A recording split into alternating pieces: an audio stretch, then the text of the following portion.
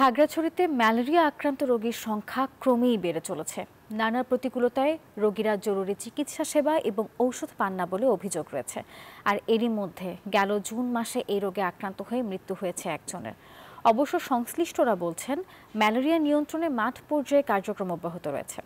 মোহাম্মদ জহুরুল আলমের পাঠানো তথ্য ছবি নিয়ে ডেস্ক রিপোর্ট। প্রতি বছরই বর্ষাকালে দুর্গম পাহাড়ি এলাকায় ম্যালেরিয়ার প্রাদুর্ভাব দেখা দেয়। এবছরও তার ব্যতিক্রম নয়। খাগড়াছড়ির সব উপজেলাতেই ম্যালেরিয়া রোগী শনাক্ত হয়েছে। নানা প্রতিকূলতায় রোগীরা জরুরি চিকিৎসা সেবা ও ওষুধ পান না বলে অভিযোগ রয়েছে।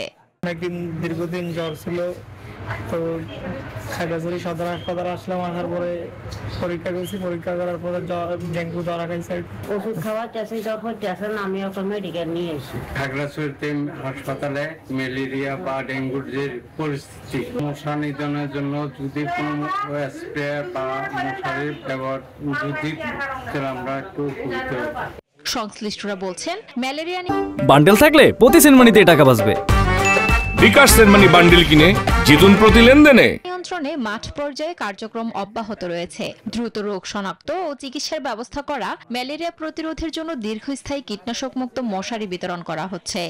আমাদের মাঠ পর্যায়ে টোটাল 871 জন আমাদের স্বাস্থ্য সেবিকা এবং 143 জন স্বাস্থ্য কর্মী আছে, যারা প্রতিনিয়ত খানা পরিদর্শনের মাধ্যমে মানুষের বাড়ি বাড়ি গিয়ে জ্বরের রোগী থাকলে রক্তকাজ পরীক্ষা এবং ঔষধ সরবরাহ করছেন সম্পূর্ণ বিনামূল্যে। বেশিরভাগ লোকজনকে আমরা সচেতন হওয়ার জন্য অনুরোধ জানাবো যে ম্যালেরিয়া যেহেতু একটা মশাবাহিত রোগ, তো মশার কামড় থেকে যদি তারা নিজেদেরকে রক্ষা করতে পারে তাহলে ম্যালেরিয়া হাত থেকে তারা বাঁচতে পারে। ম্যালেরিয়া মশাবাহিত একটি প্রাণঘাতী সংক্রামক রোগ। বর্ষা মৌসুমে এই রোগের প্রকোপ বেড়ে যায়। তাই জ্বর হলে দ্রুত রক্ত পরীক্ষা করার পরামর্শ দিলেন এই চিকিৎসক। ম্যালেরিয়া এবং ডেঙ্গুর ক্ষেত্রে আমাদের পর্যাপ্ত পরিমাণ লজিস্টিক সাপোর্ট রয়েছে, নার্স আছে, ওষুধ আছে, প্রয়োজনীয় উপকরণগুলো রয়েছে। যেমন সচেতনতা যদি বাড়ানো যায় তাহলে এই সংক্রান্ত রোগের সংখ্যা আমরা কমাতে পারি। খাগড়াছড়িতে গত 6 মাসে ম্যালেরিয়ায় আক্রান্ত হয়েছে প্রায় 350 জন, যা গেল বছরের তুলনায় দ্বিগুণ। Desk report, news 24।